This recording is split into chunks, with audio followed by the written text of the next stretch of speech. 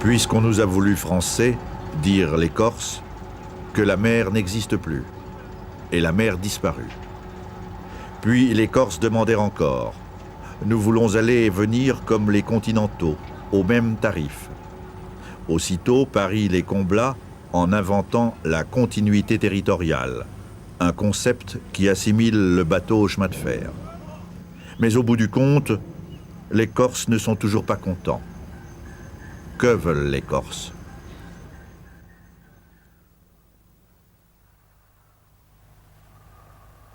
Le peuple corse, comme tous les peuples, a ses contradictions, ses héros, ses doutes, ses interrogations.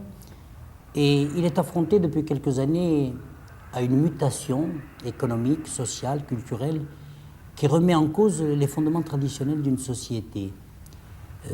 Affronté à ces difficultés neuves, le peuple corse hésite, s'interroge, doute, s'extrémise dans ses factions les plus jeunes. Mais la ligne de fond qui est nettement perceptible depuis ces 2 dernières décennies, c'est qu'il se réconcilie progressivement avec son identité profonde. Les Corses sont des Méditerranéens passifs, non pas impulsifs comme on le croit, acceptant l'intolérable pendant longtemps, mais ayant prouvé toujours au cours de leur histoire qu'il y avait des limites qu'il ne fallait pas dépasser. Et je crois que l'État en particulier, au cours des 2 dernières décennies, a montré par une politique de colonisation qui, si elle n'était pas féroce, était quand même extrêmement efficace. L'État a démontré qu'il voulait atteindre le peuple corse dans sa substance, dans son identité, et ce fut une période pratiquement inévitable de convulsions, de violences, de drames, d'emprisonnement. Mais il est difficile d'être témoin et acteur de son temps parce que l'acteur est impatient.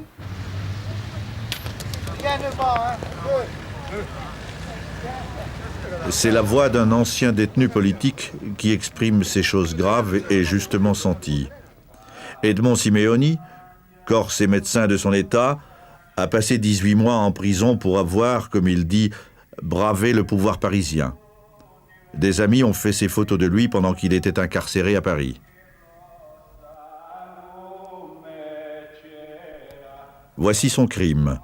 En août 1975, à la tête d'une petite troupe armée de fusils de chasse, il occupe une cave coopérative près d'Aléria pour protester contre l'octroi aux rapatriés d'Algérie de terres bonifiées par l'État, terres pour lesquelles les Pieds-Noirs ont bénéficié des largesses officielles. Les paysans corses, par comparaison, seraient délaissés.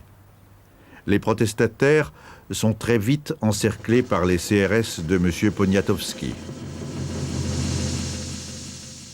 À Léria, j'avais 20 ans. Je ne peux pas dire qu'à l'époque, il y avait vraiment une prise de conscience politique de ma part. Il y avait surtout la volonté d'être corse, la sympathie que j'avais pour le mouvement ARC, etc. Et puis ce que ça représentait à Léria à l'époque. Bon, je ne vais pas vous faire un générique. Et j'étais pas le seul jeune. Moi, je me rappelle du jour d'Aléria, c'était assez marrant. Quand on le raconte maintenant, il y a un gosse qui est arrivé, il devait avoir 16 ans. Il est arrivé avec son fusil, comme ça, alors on était tous déjà là. Il y avait Edmond Simeoni, il y avait tout le monde. Et il est arrivé avec son fusil, il est rentré, il s'est assis au milieu de nous, comme ça, sans rien dire à personne. Alors, on lui a dit, mais qu'est-ce que tu fais là? Et il a dit, je suis venu occuper avec vous. Il a dit, mais enfin, c'est pas possible, tu te rends compte, il y a 16 ans, tes parents, etc. Et il s'est mis à chialer, il voulait rester. Bon, on l'a jeté de force. La cave a été dynamitée en guise de représailles. Mais dans les jours qui ont suivi le coup de Simeoni, Bastia s'est enflammé. La foule a réclamé la libération des Corses faits prisonniers par les gendarmes envoyés du continent. L'émeute a suivi. Ainsi, Aléria est-il devenu le point de référence du phénomène nationaliste. Ce vignoble de la plaine orientale, dont Aléria est le centre, n'existait pas il y a 20 ans. La zone était infestée de moustiques avant l'arrivée des rapatriés français d'Afrique du Nord. Grâce à la ténacité des nouveaux venus, la Corse allait bientôt produire 2 millions d'hectolitres de vin par an. Pour tempérer l'exploit, disons que les colons pieds-noirs avaient choisi la quantité au détriment de la qualité. Leur vin étant noyé dans les productions de l'Europe communautaire, ils avaient des marchés assurés. Ils se sont vite enrichis. Ils ont été le détonateur de l'explosion nationaliste. Quand vous êtes arrivé de votre Algérie natale, oui, comment avez-vous trouvé ce pays? Quelle allure il avait? Écoutez, sur la côte orientale, c'était très verdoyant, il y avait beaucoup de maquis, bien entendu. Vous avez un aspect du maquis dans ce coin-là, vous voyez un peu ces vallons très verts. Enfin, l'immense majorité de la côte orientale était en maquis, et dans un maquis, avec un maquis assez élevé tout de même. Et c'est vous qui avez défriché? Nous avons démaquisé, ou nous avons défriché. Par le feu? Non pas par le feu, démaquisé par le bulle, je dirais. Avec des outils de travail du sol, vous voyez, on a défoncé la terre, on a épierré, enfin, tout le travail de préparation que nécessite un vignoble avant de pouvoir planter. La famille de ce colon viticulteur habite là, frères, beaux-frères, cousines et cousins regroupés. On serre les coudes en Corse comme hier en milieu musulman, car on n'y est pas mieux vu. On vit armé, même si l'on prétend le contraire. La fortune accumulée en 20 ans, c'est encore le travail du manœuvre arabe qui en fournit la base. Chaque famille pied-noir en possède un contingent. Sous-payés, mal logés, méprisés par l'ensemble des Corses et nombre de Français venus du continent, la main-d'œuvre arabe tient à bout de bras ce qui reste d'agriculture dans l'île. Elle construit les routes et bâtit les maisons. Sans elle, ces secteurs primaires de l'économie s'écrouleraient. Il y a 40 000 Maghrébins en Corse, presque 20% de la population.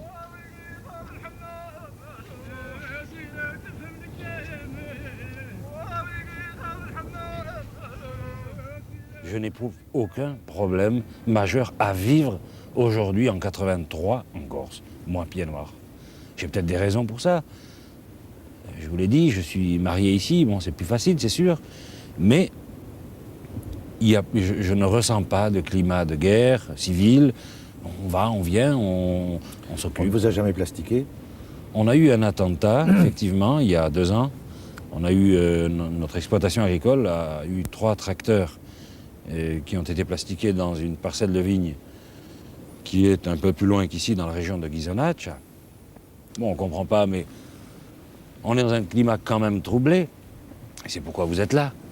Et que dans un climat troublé, il y a des bavures d'un côté et de l'autre. Bon, on a eu 3 tracteurs plastiqués, on n'a pas porté plainte. Ça ne sert à rien d'ailleurs. Les gros viticulteurs de la plaine orientale ne sont pas à un plasticage près.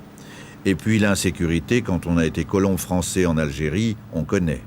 Non, s'il faut partir un jour, ce sera parce que le rude pinard d'ici ne se vend plus et que les reconversions par l'agrume ou le sorgho auront été arrêtées en raison d'une crise économique générale. Elle est aux portes d'ailleurs. Ce jour d'août 75, quand fut choisie cette région pour mettre le feu aux poudres au nom de l'identité corse en péril, Edmond Simeoni ne pouvait pas savoir que son projet d'autonomie serait dépassé. Certains Corses m'ont dit, non pas à propos de l'UPC, mais à propos de vous, que vous aviez déclenché un mouvement, vous avez mis en route une machine que d'ores et déjà vous ne contrôlez plus. Oui, on tente de nous culpabiliser, mais l'histoire nous a déjà donné raison et nos détracteurs sont en fait en retard de plusieurs décennies. Parce que nous avons la fierté de nous être insurgés les premiers et ce n'est pas nous qui avons privé la Corse de toutes ses ressources, qui les avons aliénées. Ce n'est pas nous qui avons condamné des centaines de milliers de Corses à partir. Ce n'est pas nous qui avons détruit l'identité corse. Nous l'avons défendue, nous avons réhabilité la Corse et je crois que l'histoire le retiendra. Est-ce que vous vous êtes senti un jour quelconque français? Bien, écoutez, je me suis toujours senti profondément français jusqu'à 1952, quand j'ai commencé mes études sur le continent, où j'ai acquis le sentiment de la différence et puis la lecture d'une histoire qu'on avait occultée, le mépris qu'on a eu pour cette identité, l'aliénation de nos ressources, le phénomène claniste, m'ont progressivement détaché non pas du peuple français, qui est un peuple frère comme tous les autres peuples, mais de l'État français qui a eu un rôle aliénant sur cette terre. Et je crois que c'est essentiellement la voie de la raison qui m'a fait choisir depuis de longues années le chemin de la complémentarité avec l'État français et non pas le chemin de l'antagonisme. Mais pour dialoguer, il faut être deux. Si la France est coupable, aux yeux du Bastier Simeoni, celui-ci ne nie pas que les Corses, ses frères, contribuent activement aux divers malheurs de l'île. En vue des municipales, on vérifiait les listes électorales ce jour-là, au siège de l'UPC. Tino, Anne. Oui, sans profession. Alors, celle-là, c'est celle qui a... Chaque parti fait de même avant chaque élection. Puis on dépose plainte pour fraude devant le préfet qui renvoie les plaideurs faute d'oser dire qui est le tricheur. Non, mais ils l'ont mis à l'envers. À la veille du dernier scrutin national, Bastia comptait plusieurs milliers de faux électeurs dûment inscrits. La fière capitale du Nord n'en a pas rougi. Sinon, il eût fallu rougir au sud, au centre, partout dans l'île. Non, Bastia a des raisons moins corses de craindre pour son renom. Cette ville coincée entre la mer et la montagne n'a rien réalisé pendant 50 ans pour faire face au trafic automobile qui allait l'asphyxier.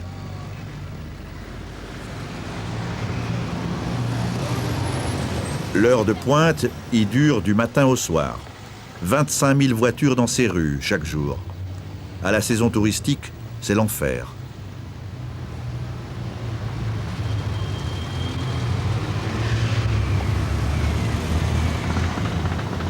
L'unique itinéraire permettant d'entrer ou de sortir de ville aurait dû être soulagé dès 1980 grâce au percement à la base de la citadelle d'un tunnel routier que prolongerait une voie côtière passant sous les eaux du Vieux-Port.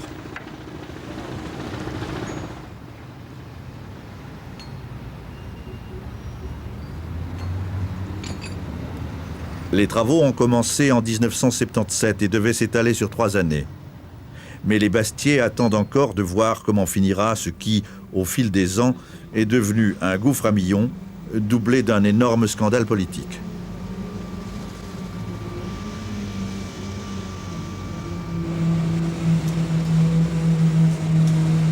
C'est juste en face des paquebots à touristes, au centre même de la ville, qu'aboutira cette route côtière quand elle sera achevée.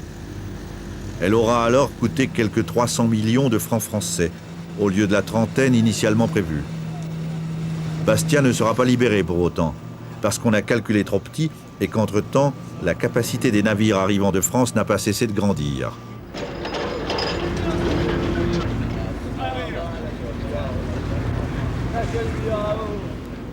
C'est la faute des clans politiques, tonne Simeoni. Et ce bouillant ajoute, leurs méfaits conjugués avec ceux de Paris feront mourir la Corse si nous ne réagissons pas. Du coup, le voilà dénonçant d'autres tares locales.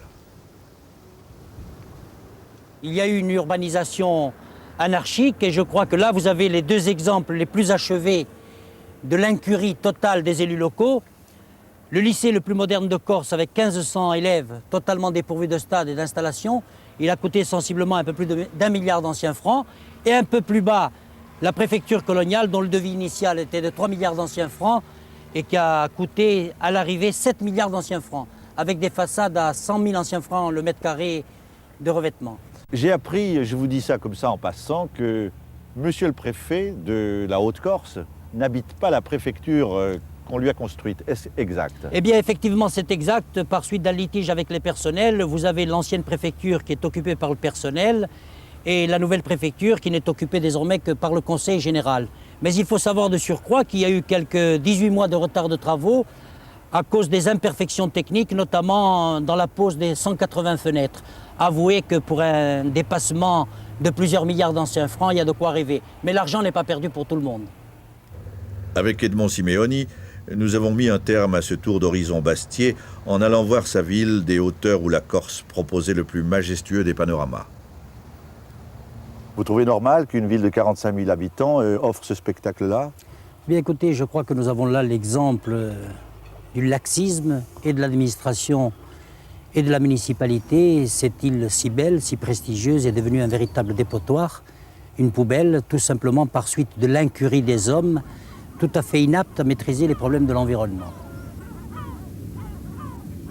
Il va falloir des années pour changer les mentalités et ici, il y a l'exemple patent de la déshérence, de la démission, de l'abandon de cette terre. Et je crois qu'on ne peut pas faire grief aux touristes qui viennent nous rendre visite de contribuer à polluer les sites puisque les indigènes donnent eux-mêmes l'exemple de l'irresponsabilité locale.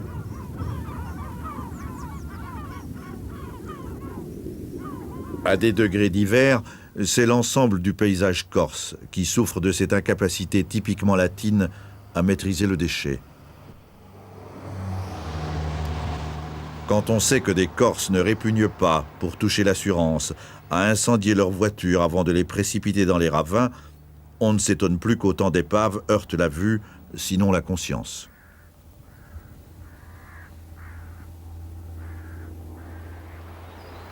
C'est un des paradoxes de cette île superbe que d'être souillée jusqu'au dégoût par ceux qui ne cessent de célébrer sa beauté.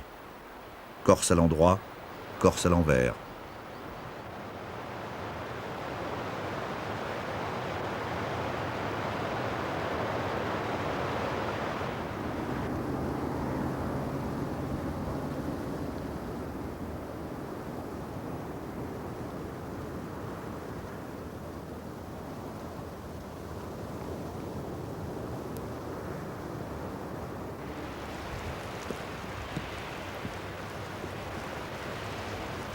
Autre paradoxe que l'intérieur de cette île, peuplée de villages, mais vide de gens. L'hiver n'y est pour rien.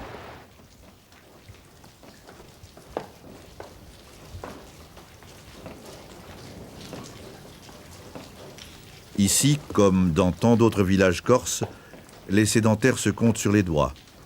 Par contre, aux vacances, on s'entasse à plusieurs centaines dans ces décors sans commodité ni tissu social.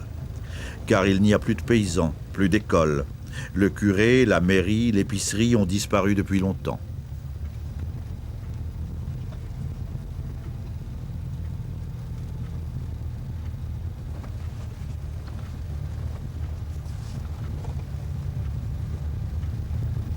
Seules les ordures sont prospères et attestent d'un habitat temporaire réservé aux loisirs et à la consommation.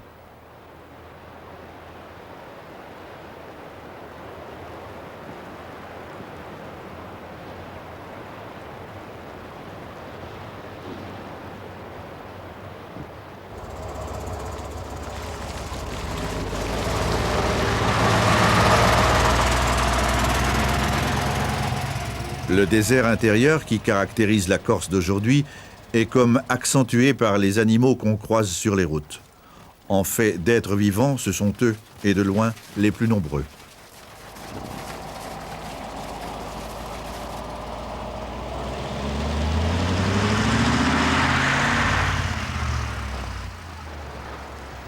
Quelque chose a dérangé ce pays qui semble frappé de stupeur.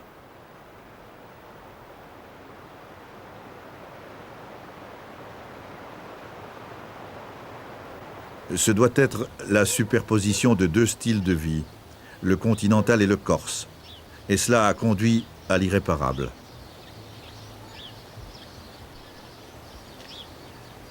Rien de bien visible pendant près de 2 siècles. Et puis, sous la poussée de la grande mutation socio-économique des années 60, la tradition corse s'est effondrée.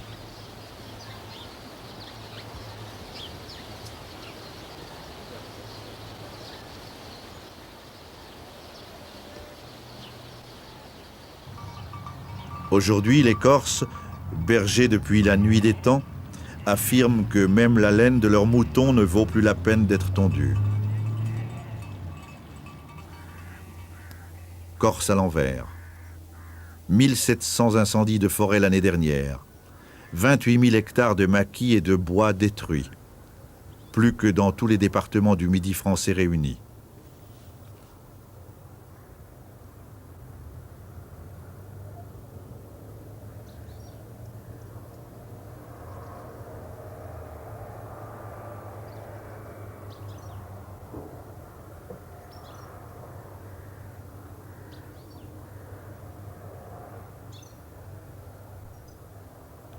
L'intérieur corse est physiquement en lambeaux. Le feu ne prend plus seulement en été. La séquence qui suit a été filmée le 12 février. Il y avait du vent ce jour-là, entre Corte et la côte orientale.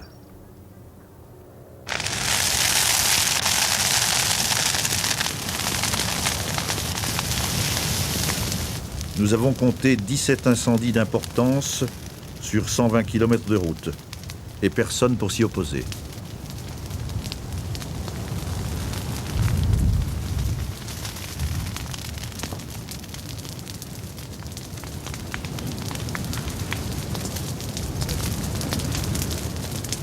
Du temps que la Corse était cultivée, le feu s'arrêtait par l'effet séparateur des labours et des prés.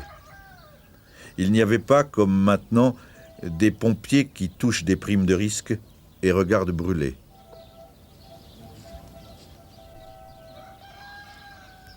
La nouvelle agriculture corse, la voici. Elle se nourrit de spéculations foncières, de béton et de littoral. Elle est souvent de mauvais goût. Elle n'est jamais si vraie qu'en hiver, après une pluie et dans l'attente de ses adeptes. Sur 800 km de côte, la Corse en compte d'ores et déjà 200 qui sont irrémédiablement défigurés par la lèpre touristique.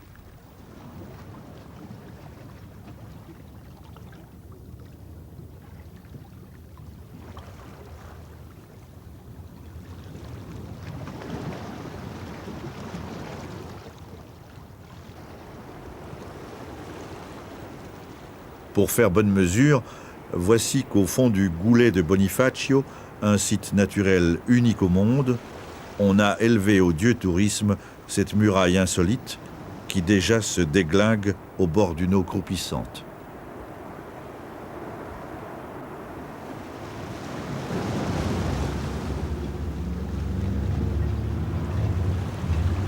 Mais c'est Porto Vecchio qui bat tous les records. Son maire est M. Jean-Paul de Roccaserra, chef de clan puissant et rusé s'il en est, député RPR pour son côté français. Le voici.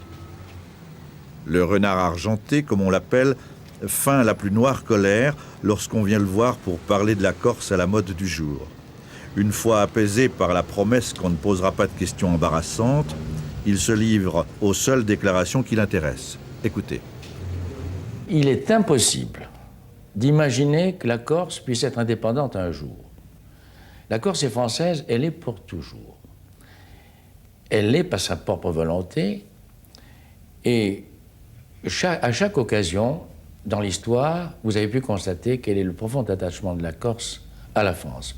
Je dirais même qu'il n'y a pas de région française où le patriotisme est aussi vivace que chez nous. Et s'il y a des difficultés, elles sont d'ordre économique, elles ne sont pas d'ordre institutionnel. Les dernières élections ont bien prouvé que ceux qui prônent l'indépendance, totale ou mitigée, n'avaient pas du tout les faveurs de l'opinion. Ils sont une infime minorité. C'est ce même discours qui vaut à Porto Vecchio d'avoir construit en 10 ans, dans ses abords immédiats, 1500 villas pour résidents plus ou moins fortunés. Monsieur le maire s'en félicite et se fait un devoir de guider la visite. Alors l'été ici c'est une merveille parce qu'il y a une nuée de petits bateaux qui évoluent les plats de toutes dimensions. Alors tous les soirs vous voyez tous les petits bateaux, les voiliers qui rentrent au port. C'est vraiment une chose admirable. Mais le tourisme, au fond, c'est votre principale ressource. Alors, vous n'auriez pas souhaité en avoir une autre? Ah si, moi je suis pour une économie plus équilibrée. Il ne faut pas tout attendre du tourisme, bien entendu. Mais le tourisme tel qu'il est pratiqué ici, les résidences secondaires, c'est-à-dire avec des séjours fréquents, des week-ends, des petites vacances, sera quand même un tourisme qui ne sera pas limité à la saison de l'été. Il sera, oui, c'est pas 4 mois, quoi. 4 mois, ce sera toute l'année, ou en tout cas une grande partie de l'année. Il y a une foule de gens très intéressants, avec qui j'ai les meilleures relations, qui sont une excellente clientèle, quoique le mot clientèle est inadapté à ce genre de choses, car ce sont surtout des amis de la Corse qui viennent ici et qui ont construit de belles demeures, où ils viennent avec toute leur famille passer de bonnes vacances, ils sont très heureux, et je m'en réjouis pour eux, et à nous de faire en sorte qu'ils soient bien chez eux. Ceci était la villa corse de l'actrice Micheline Prel. Une charge de plastique l'a détruite à la fin janvier. Le Front de Libération Nationale a revendiqué l'attentat. I francesi fora, les Français dehors.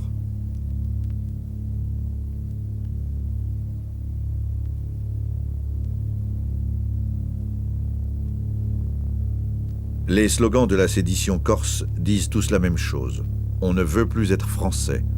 Mais qui le dit? Qui ose affirmer cette prétention scandaleuse aux yeux des continentaux? une bonne partie de la jeunesse et des adultes groupés sous le sigle CCN, ce qui veut dire Consulte des comités nationalistes. Nous sommes dans une situation démographique qui est dramatique. Il y a 50, 60 ans, il y avait 98% de la population de l'île qui était corse. Aujourd'hui, à peine 50% est corse. Où va-t-on? Alors le problème, c'est que IFF, c'est un cri tout à fait normal d'un peuple qui est en train de mourir et qui ne veut pas mourir.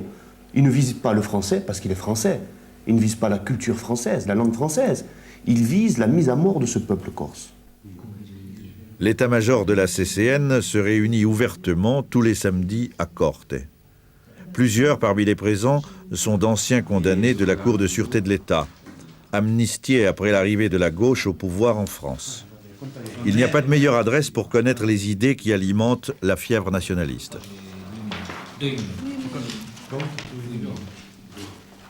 Notre but est l'autodétermination du peuple corse, c'est-à-dire une expression libre, véritablement démocratique, qui ne pourra se faire qu'au terme d'un processus de désaliénation économique, politique, culturelle.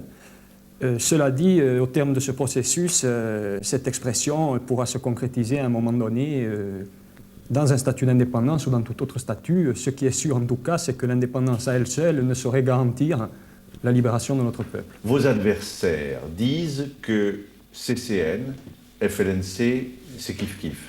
Autrement dit, visage découvert et civil le jour, plastiqueur la nuit. Je crois que nous avons déjà assez fait la preuve dans l'opinion publique que de toute façon cette affirmation est erronée. Nous sommes une organisation, un mouvement public, l'expression publique du mouvement nationaliste. Donc notre lutte est claire, elle se fait au grand jour. Nous ne sommes donc pas la vitrine légale du FLNC. Le FLNC, mouvement politico-militaire, a ses propres moyens et n'a nul besoin d'une vitrine. Je vous ai entendu l'autre jour dans une séance à Bastia approuver sans réserve la politique du FLNC. Quelle différence dès lors y a-t-il entre eux et vous? Le FLNC et la CCN sont deux composantes de la lutte de libération nationale. À ce titre, nous nous interdisons, nous, à la CCN, de juger les moyens que le FLNC entend avoir. Monsieur, un cas précis. Qu'est-ce que la CCN, qui n'est pas le FLNC, a à dire d'un attentat comme celui qui a été perpétré contre ce couple d'enseignants français, les jeunestes? Nous n'avons pas jugé les attentats d'un mouvement clandestin qui a choisi son moyen de combat. Nous avons choisi le nôtre, qui est la lutte de libération nationale CCN.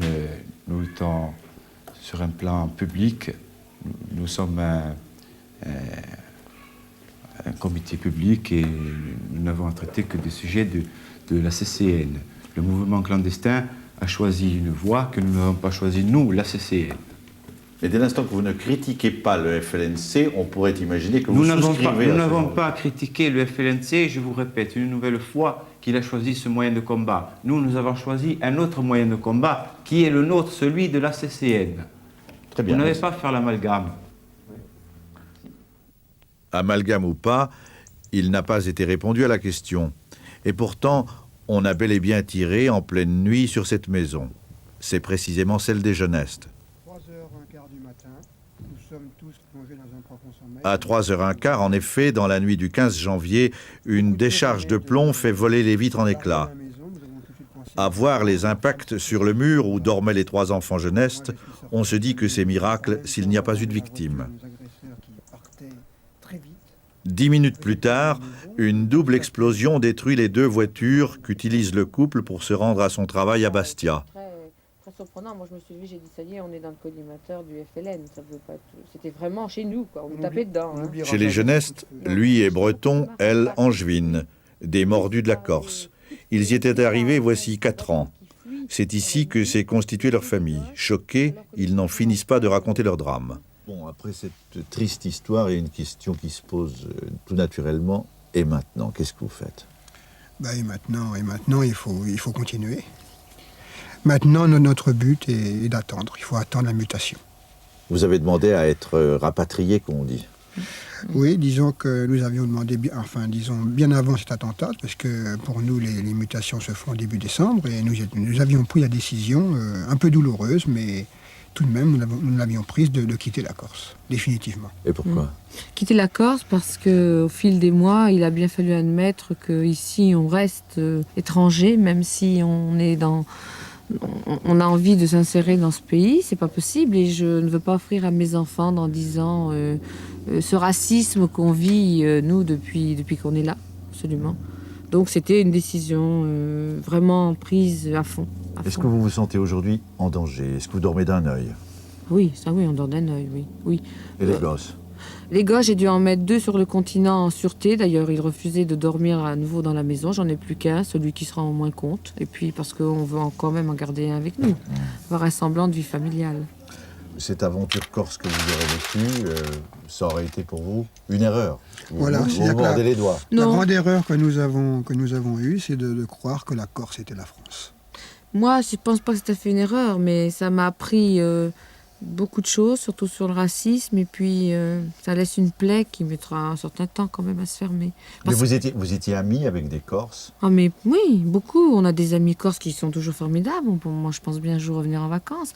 J'étais vice-présidente du foyer rural qu'on a créé ensemble dans ce village, secrétaire du comité de parents d'élèves. J'ai fait tout pour que les enfants du village aillent apprendre à nager à Bastia. Enfin, que des choses vraiment désintéressées. Mes enfants savaient nager. Jusqu'alors, on n'avait pas tiré sur des maisons. Si, une fois, dans un village qu'on aperçoit derrière ces montagnes, qui s'appelle Farinol, et c'est pour ça qu'on pense que c'est peut-être le même commando, on a fait exploser 2 voitures et on a tiré dans les chambres des parents. Le lendemain matin, c'était des gens qui étaient assureurs de profession. Le lendemain matin, la mère a pris l'avion avec ses 3 enfants et le père a déménagé 10 jours plus tard. Mais là, sur le continent, on n'en parlait pas encore de tout ça. On a même fait pire, puisqu'un instituteur dans un petit village du Cap Corse a même été pris la nuit, a été tabassé en quelque sorte par des individus en cagoule qui lui ont dit « Comment tu ne t'es encore pas parti ?» Et d'ailleurs, ce jeune homme a dû partir très très vite. À Lourdes. Mais comment expliquez-vous que les Corses, ceux avec lesquels on parle de ce genre d'incident, les minimisent constamment? « Ah bah c'est rien oui, peut-être qu'ils minimisent, mais moi je peux dire que depuis que nous avons subi cet attentat, j'ai des amis corses autour de nous qui se sentent mal à l'aise. Dans un magasin où je suis allée 2 jours après l'attentat, où les gens appartiennent aux ultranationalistes, la jeune femme a dit « Je pense que des attentats comme celui qui est arrivé chez les jeunesses, et même s'il faut tirer dans une chambre d'enfants, c'est un moyen comme un autre d'arriver à éviter le génocide du peuple corse. » Le génocide? Le génocide du peuple corse. Est-ce que vous souscrivez à ce terme? C'est-à-dire que si on prend ce mot dans tout le sens dramatique du terme, évidemment, certains vont dire on ne va pas comparer le génocide des Corses au génocide des Juifs, parce qu'on pense tout de suite camp de concentration, mais disons que d'abord, dans l'histoire corse, nous avons eu une extermination par les armées françaises quand elles ont conquis militairement la Corse il y a plus de 2 siècles. C'est quand même déjà un début de génocide. Nous avons eu la Première Guerre mondiale, où il y a eu plus de 30 000 Corses qui sont morts. C'est-à-dire un Corse sur 5, un homme corse sur 5 est mort pendant la Première Guerre mondiale, alors qu'un Français... Au service de la France. Au service de la France, au service des intérêts coloniaux français, alors qu'un Français sur 36, la moyenne française, c'était un Français sur 36. Vous voyez un peu la véritable chair à canon que constituait la population corse. Bon, mais aujourd'hui, génocide? Le génocide, il y est au niveau des résultats. Les chiffres que je vous citais, comment voulez-vous interpréter autrement le fait qu'en l'espace de 8 ans, de 68 à 75, et encore à l'époque, le phénomène n'avait pas encore l'acuité d'aujourd'hui, il y a eu 46 000 Corses qui sont partis, qui se sont exilés. Pendant ce temps, 47 000 non-Corses sont venus sur notre terre. Si le génocide signifie mort d'un peuple, alors oui, il y a un génocide du peuple corse. Le verbe corse est naturellement porté à l'exagération. D'où la nécessité pour Paris de le décoder avant de faire droit à certaines revendications insulaires. Mais on hésite si longtemps, parfois, que la fleur qu'on veut bien faire à l'île est fanée au moment de l'offrir. Ainsi de l'université de Corte, réclamée à grands cris par l'intelligentsia non conformiste. C'est une opération bâclée, un os coûteux que l'Hexagone a donné à ronger aux nationalistes. C'est en même temps une fabrique de chômeurs qui, pour une bonne part, vont grossir les rangs du séparatisme. Parmi les professeurs, y a-t-il, si l'on peut dire, des victimes des plasticages ou du nationalisme ambiant? Et enfin, je crois que le FLNC a revendiqué un attentat contre un professeur de l'université. Qu'est-ce qu'il fait? Il part, il reste?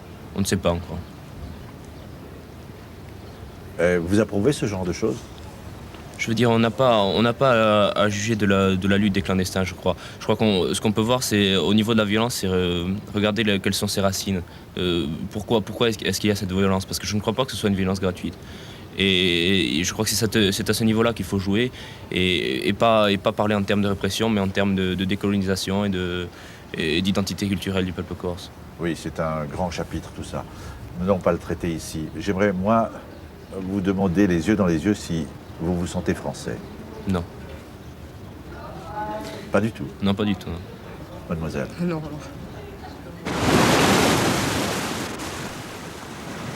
C'est loin la Corse. C'est loin malgré la continuité territoriale. Et si ça devait être indépendant un jour, personne n'est capable de vous dire clairement comment ça pourrait tenir debout.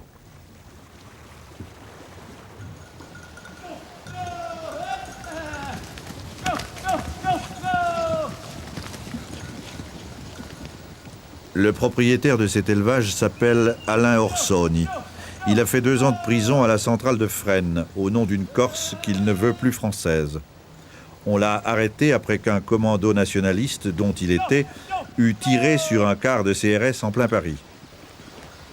C'est lui, à droite. Il était déjà du coup d'Aléria, comme on l'a vu, après quoi il a adhéré au FLNC.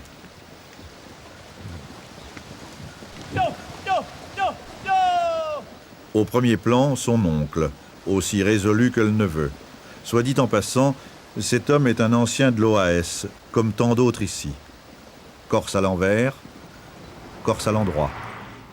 La lutte clandestine a interrompu les études de ce paysan d'occasion. Alain Orsoni a 28 ans. Les chevaux de selle, le jambon des porcs, c'est pour les touristes. En attendant, comme il dit. Alors, maintenant, vous n'êtes plus FLNC, vous êtes CCN. Oui, je suis Vous CCN. avez changé d'étiquette, mais Non, est-ce que c'est alors là, je veux quand même préciser. Bon, aujourd'hui, je suis un militant libéré de prison, connu des services de police, fiché, suspecté d'être encore ou d'avoir des accointances avec le FLN. Donc, on perquisitionne régulièrement chez moi, on m'interpelle assez régulièrement aussi. Je l'ai été déjà 4 ou 5 fois depuis ma libération. Compte tenu de ça, il est évident que je ne peux plus être un militant FLN, qui par essence est un mouvement clandestin. Je suis un militant CCN, mais pour moi, l'esprit n'a pas changé. Et je vais même plus loin, moi j'ai pas peur de dire que aujourd'hui le Front de Libération Nationale de la Corse, à mes yeux, représente le seul mouvement authentiquement révolutionnaire qui se batte pour l'indépendance de la Corse et pour la survie de notre peuple. Bon, ça ne remet pas en cause ce que peuvent faire certains mouvements, comme la CCN, qui est important aussi. Et c'est pour ça qu'aujourd'hui, moi je travaille sur un plan politique légal dans le cadre de la CCN. Cela dit, franchement, à mes yeux, oui, le FLN aujourd'hui, c'est le seul mouvement qui se batte vraiment pour, concrètement, et d'une manière efficace contre le colonialisme. Vous devez, vous, savoir mieux qu'un autre de combien de personnes se compose le FLN, non? Non, je ne sais pas, non. C'est Vous une n'avez question... aucune idée? Non, j'ai aucune idée. D'abord, même à l'époque où j'étais au FLN, je ne pouvais pas avoir une idée précise du nombre de personnes qui sont au FLN, parce que le FLN est structuré de telle façon, justement, que les militants n'ont pas une connaissance étendue de l'organisation pour des raisons de sécurité. Enfin, c'était comme ça, du moins, quand j'y étais encore. Si vous aviez 18 ans aujourd'hui, Edmond Simeoni, est-ce que vous seriez membre de l'UPC ou du FLNC? Je pense que je ne serai certainement pas membre de l'UPC parce que l'UPC est un mouvement responsable, est un mouvement réformiste qui a pris en compte les réalités sociologiques de la Corse, ses pesanteurs, et qui veut progressivement transformer les choses. Mais je ne crois pas pour autant que j'adhérerai au FLNC dont la philosophie m'apparaît simpliste et qui croit que la violence est un raccourci qui peut occulter les difficultés de solution d'un problème. Mais je serai peut-être dans des mouvements culturels beaucoup plus engagés que l'est l'UPC actuellement. Vous comprenez donc que certains jeunes Corses s'y soient inscrits et militent dans ces mouvements-là? Bien entendu, je dirais même que c'est la pente naturelle, parce qu'il serait attristant qu'à 18 ans, on ait les réflexes et les comportements des gens de 40 et 50 ans. C'est un signe de santé. Le tempérament corse est marqué par l'insoumission, il faut peut-être le rappeler. Cela dit, on n'est pas mieux armé pour dire combien d'autochtones veulent couper le cordon ombilical avec la France. Rien n'est formel, ou alors tout apparaît exagérément caricatural dans la tragédie sourde qui se trame ici.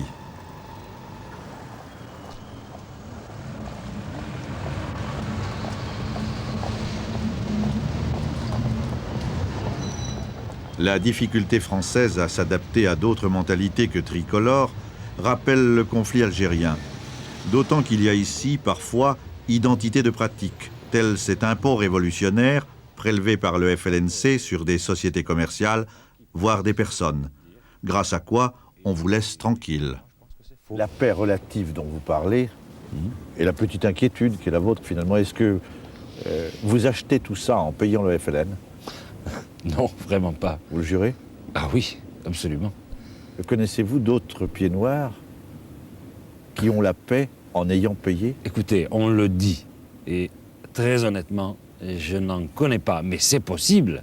Tout comme c'est possible aussi que des Corses eux-mêmes paient le FLNC pour avoir la paix, j'en sais rien. Ça se dit, et je l'entends, comme vous l'avez sûrement entendu. Et je veux dire que j'en connais pas. Peut-être qu'un jour vous devrez payer. C'est possible. À ce moment-là, je prendrai mes responsabilités. Qu'est-ce que ça veut dire? Je ne crois pas que je le fasse, parce que j'estime que je ne gêne pas, par mon comportement et par ma vie de tous les jours, une possible future indépendance de la Corse ou révolution de type culturel corse.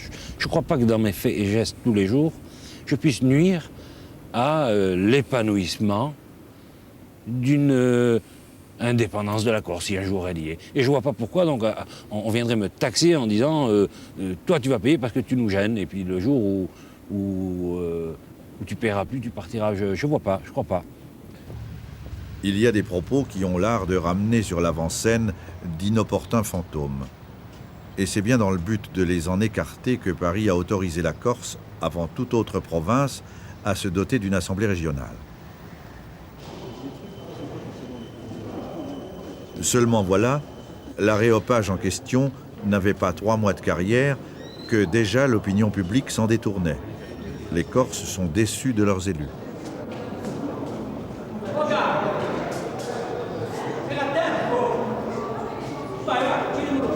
Ils sont déçus parce que les tendances représentées ici reconstituent le vieux schéma des clans. L'atavisme a été le plus fort. On avait voulu croire à la nouveauté de cette chambre, on murmure déjà qu'elle pourrait être dissoute. 61 députés, dont 7 autonomistes, composent l'Assemblée de Corse. Ces groupes montrent une telle habileté à se neutraliser qu'ils empêchent l'émergence d'une majorité. L'institution, qui siège provisoirement à la préfecture d'Ajaccio, a surtout paru soucieuse de son apparence extérieure au cours des derniers mois. Dehors, le plastique n'avait jamais parlé si fort. La situation ne s'était jamais dégradée aussi vite. L'Assemblée, pourtant, jugea nécessaire d'attirer l'attention du public sur le fait qu'elle se trouve séparée de son secrétariat, logé dans cette villa. Elle décida d'envoyer une délégation à Paris pour obtenir de la cassette du Premier ministre l'argent nécessaire à l'achat de cet hôtel, afin d'y regrouper ses services. C'était, selon elle, un des rares bâtiments d'Ajaccio dignes de l'abriter. Celui-ci, néanmoins, s'est trouvé en concurrence avec celui-là. Au bout du compte, il a été décidé d'habiter ici en attendant l'édification d'un palais qui coûtera plusieurs centaines de millions au contribuable hexagonal. Alphonse Prosper, Antonin Henri, Antonio Di Dominique, Scarbon qui Paul, Sémédé et Don Philippe, Siméon Edmond, Stéphanie et Albert. C'est le 8 août de l'année passée que l'Assemblée de Corse a été élue en application de la loi de Fer sur la décentralisation. Son président est un ancien administrateur de casino. Malgré des tâtonnements et des inévitables imperfections, nous avançons lentement, mais nous avançons dans cette voie difficile du statut particulier. Et je crois qu'il faut désormais aller vers plus de cohésion, plus de rapidité dans la décision, afin de tendre à une meilleure efficacité. Pour ma part, je m'installe à Ajaccio, capitale régionale. Il y a intérêt convergent objectif entre les hommes politiques corses et l'État français. Les hommes politiques corses apportent la garantie à l'État français que la Corse restera dans le rang. Et pour l'État, c'est quelque chose qui n'a pas de prix, évidemment. L'Assemblée régionale aurait pu être un outil politique important. En fait, on se rend compte que cette Assemblée n'a aucun courage. Elle n'a pas le courage de dire « il y a un véritable problème ici, il y a un véritable problème là ». Non, le seul pouvoir qu'a l'Assemblée, c'est celui de masquer les véritables problèmes. Donc vous ne lui faites pas confiance? Je ne lui fais plus confiance. Je lui ai fait confiance. J'ai voté pour des gens qui me représentent à l'Assemblée de Corse. Si je devais revoter, je crois que je le ferai avec défiance, ou je crois que je ne le ferai peut-être pas. Je crois que je ne voterai pas si je devais revoter. Les opinions tournoient comme le vent sur la mer. Si l'on trouvait du pétrole au large de l'île, tous les Corses seraient pour l'indépendance immédiatement, affirme notre dernier interlocuteur. Ce n'est pas moins sérieux que ce sondage de Paris Match qui claironne 97% des Corses veulent rester français. La Corse, c'est une épine dans le pied pour l'État français. Il faut normaliser la situation en Corse. Cette normalisation n'est possible que par assimilation totale et irréversible du peuple corse dans le giron français. Comment cette assimilation est-elle possible? Très facilement. La Corse attire beaucoup de monde, c'est un pays merveilleux, vous l'avez constaté. Tout le monde souhaite s'installer en Corse. Il n'y a qu'à laisser faire ce mouvement naturel. Et demain, la Corse sera submergée d'éléments non corses. Et tendanciellement, en 2, 3 ou 4 générations, le peuple corse, dont dans son île, dans ce que d'aucuns considèrent son sanctuaire, aura disparu. Et dès lors, le problème corse sera résolu.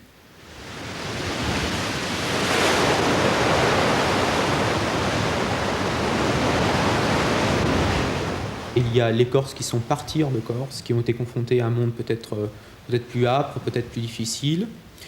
Et puis il y a les Corses qui sont restés en Corse. Et pour eux, malheureusement, les perspectives étaient bien moins brillantes. Dès lors, pour éviter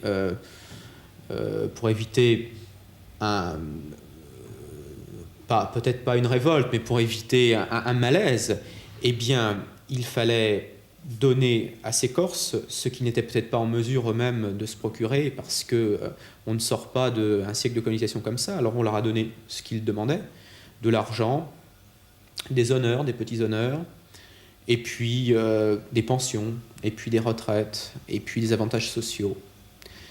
Et c'est ainsi qu'on a tué l'esprit d'initiative corse. C'est ainsi qu'à la place de nous donner une canne à pêche, on nous a donné du poisson pour manger. Et maintenant, cet état de dépendance est total. La Corse dépend de la France pour 3 milliards de francs par an, 300 milliards de centimes, ce qui est considérable. La continuité territoriale nous apporte tout sur un plateau. Tout ce dont nous avons besoin, nous l'avons à portée de la main, à condition qu'on nous donne un pouvoir d'achat, et ce pouvoir d'achat, on nous le donne. Donc nous sommes sous perfusion totale. Et la perfusion, eh bien, ça ne dure pas des millénaires. C'est un état instable. À l'issue de cette perfusion, soit on meurt, soit on revit. Nous, ce que nous souhaitons, c'est revivre.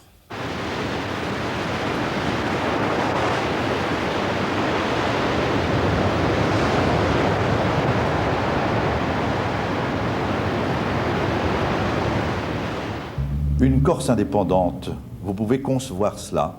Mais une Corse indépendante est parfaitement concevable au plan économique, social, culturel. Cependant, il y a des servitudes qui ne peuvent pas être occultées. Nous sommes dans une zone géostratégique sensible en Méditerranée où s'affrontent les antagonismes. Il y a, avec la France, des liens multiséculaires, des brassages de populations, des mixages. Et je crois qu'il serait proprement aberrant, dans un siècle d'interdépendance, la France elle-même ne dépend-elle pas du gaz sibérien, je crois qu'il serait aberrant de chercher une indépendance qui serait plus formelle que réelle. Toutes les hypothèses, tous les discours sont superflus.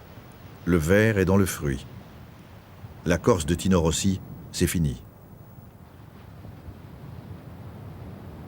Il y a pas mal de conditions réunies pour qu'un jour on risque de voir la Corse basculer vers une indépendance qui pourrait être la meilleure et la pire des choses.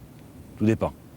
Mais c'est parfaitement envisageable, je crois. Et je ne suis pas du tout pessimiste en disant ça. Je l'accepte tel que je vous le dis. Et si la Corse est demain indépendante, je ne me battrai pas pour rester français. C'est dur de dire ça, mais moi, ma vie est en Corse et je veux qu'elle le reste. Et il n'y a aucune raison pour que je m'en aille d'ici. Je pense que depuis 20 ans, c'est mon pays et j'en ai pas d'autres. J'ai pas j'ai pas un hectare de terre à Toulouse, ni un appartement à Paris. Je veux dire que ce que j'ai, je l'ai ici. J'ai ma femme ici, mes gosses là, j'en ai 2 enterrés au cimetière et je veux être à côté d'eux, c'est tout. Pour se rapatrier d'Algérie, la Corse aura été un refuge, le pays de la dernière chance. Et pour les milliers de Français qui ont franchi la mer en sens inverse, la voilà leur Corse. C'est plus de soleil qu'à Maubeuge, mais pour beaucoup d'entre eux, ça s'arrête là. Le gros de la population insulaire s'entasse dans des décors urbains qu'il vaut mieux voir de loin que de près. Des villes mal tenues, peu pratiques, pauvres en activités culturelles et plus encore en industrie. Des villes encombrées de chômeurs où le coût de la vie dépasse de 10% celui de Paris.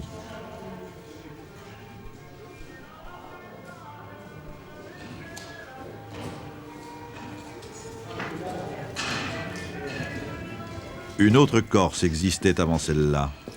Elle a fondu dans le cadre français. C'est sans doute pour ça que le nationalisme local refait surface et qu'il écrit ses vérités premières sur les murs.